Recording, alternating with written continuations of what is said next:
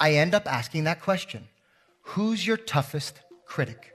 Now, if I ask the youngest kids, those 6, 7-year-olds, I get a variety of answers. Mom, dad, the teacher, maybe a sibling. But then from the corner of the room, one voice.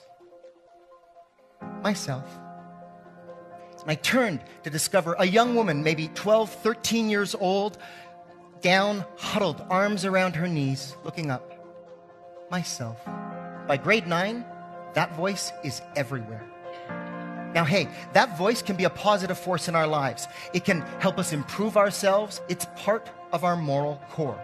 But often, too often, it can get ramped up just a little too high, or worse, get stuck in the on position.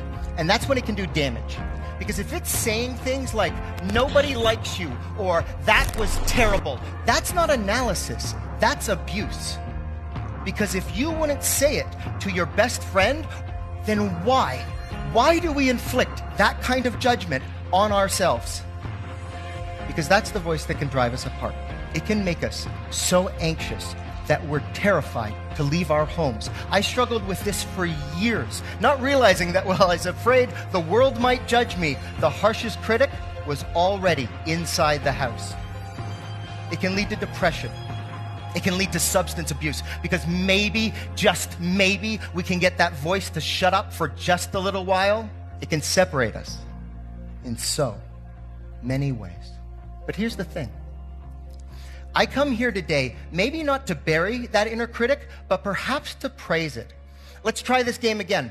When I asked that question at the beginning of my speech, who's your toughest critic? Put up your hand if your answer was some version of myself. Look at that. That's a lot of hands. A whole bunch of people all sharing the same flaw.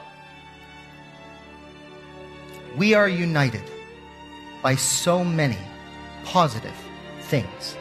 But we are also connected by our flaws, including that one flaw that maybe just obsesses a little too much about all those other imperfections. And if we can come to accept that, not only in others, but also in ourselves, well, then maybe we can start taking down some of those barriers and step out from behind our shelters to discover a world filled with people just like us, all with their hand in the air, saying, hey, me too.